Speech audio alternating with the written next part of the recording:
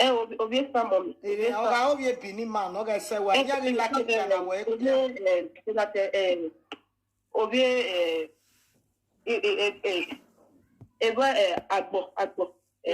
No more that. But we Biena. Okay, say why? Yeah, we like our no concon.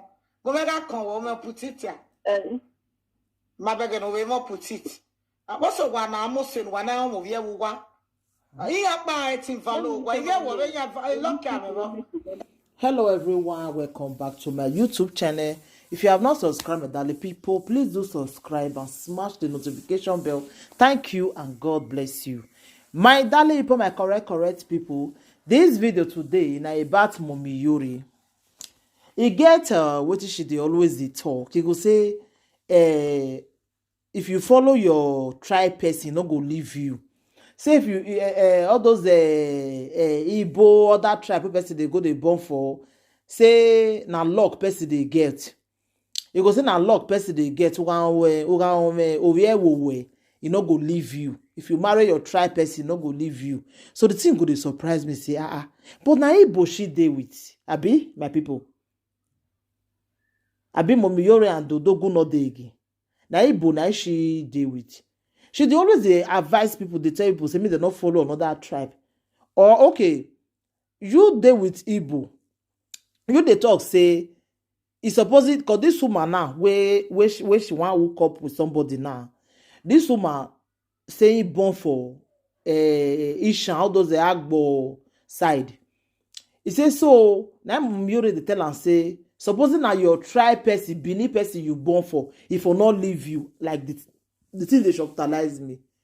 How many people don't come your platform? They don't say Benin, they born for Benin person. He leave them. He even get one way talk say he husband then Nigeria Benin man. He said he won't make us go give the man. Now this is your platform for listing. He said he won't make us. You go give when man go to Nigeria now those men like my husband don't do that kind of nonsense. All those men will be say they'll say that they miss their wife. Man see your bekus now. Man see your body. He say he send the young bekus go give your husband. And this same Mommy Iyore platform for listing. As he reach there, as he send and go give him, your husband begin the share and they go. Share and go give your brother self. Now Benin man I do that one. Because why they talk? Mommy Iyore dey always dey talk this. They go say, supposing na your tribe person you born for, if I not leave you, the thing go dey surprise me. But you dey with Igbo. Why you not dey happy for your Igbo man? Why you can't dey with Igbo man if not so?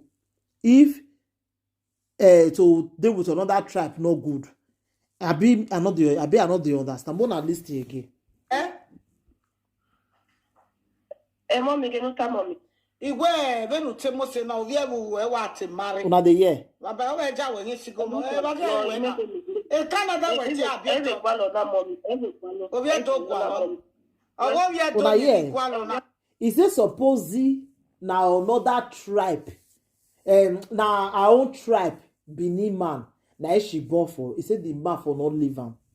He said that because say na another tribe na he make the man leave am. The thing they surprise me. Then Mommy Iyore like Benin men like this. Why she not come marry Benin man? Now that one they so shocktalize me. Because every time she always they talk this word, they tell people say, if you follow your tribe, no, nothing like your tribe better pass. Your tribe better pass. The thing could surprise me, say. But na Igbo man, na Mommy Iyore dey with. So why? Because even though she see this video, me want know the reason why she dey with Igbo man. Why she not dey with Benin man? Because the thing they shocktalize me. Because if you had to, you're not coming on the pipi. Obvious. Okay, we son over here to Gualo. I'm an out here dog out here son. Call Sikaya can be begging way. Go back begging. He said Naisha. He said Naisha man or Benin man. I the guy say in the look for now. He don't want to follow Agbo again. You know. Although I know say some Agbo people they're not really good because Agbo don't first show me before Agbo people. Now God the same person for their hand.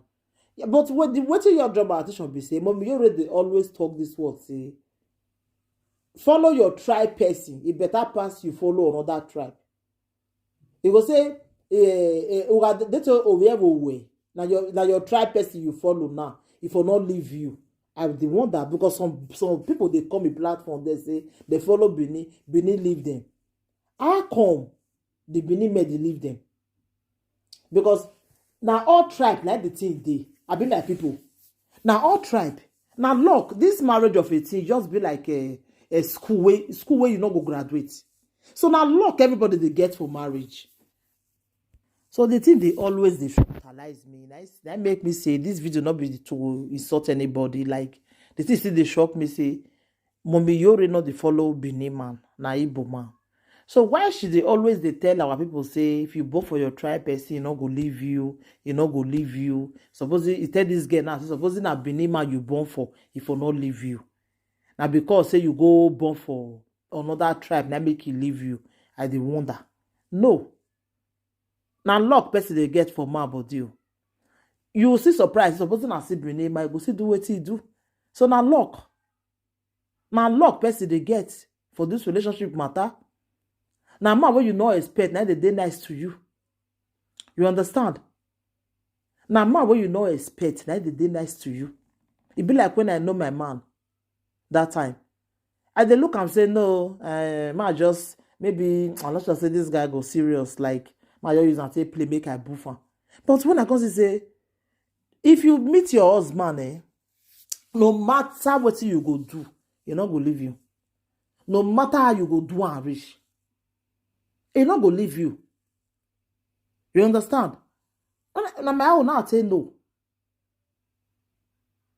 You know, if people see the talk, say they marry one of the best man, I be one of them.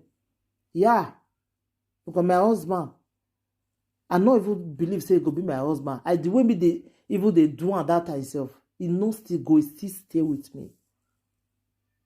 So now there I know say yes, God really, na my husband. You know. So this life, they say if head no reach where they go, you know they stand up. Me, I don't feel born before I marry. I don't feel born before I marry. Who I born for not be Ishaman. Na Ishaman. You know work out. You know work out, but I make sure say I correct that mistake. I make sure say the one when I want born for again, you go marry me first before anything. Because I don't already feel bring shame to my family. So I don't want make that second mistake again. And really, God really do one for me. So you know me say, because she say if not be now your tribe. No. You can vote for person will not be your tribe. You will see, my husband not be from Benin. But he love, his family, they're too nice. Everybody, as in, they're too correct. Like, seriously. You understand? So, not be by say if you vote for your, because she they follow Igbo. Then she they always tell people say, if you deal with your Benin person, it better pass say you deal with another tribe. The thing they surprise me. So my people, anything you want to think about the video, more than leave in a comment for the comment section. Bye everybody.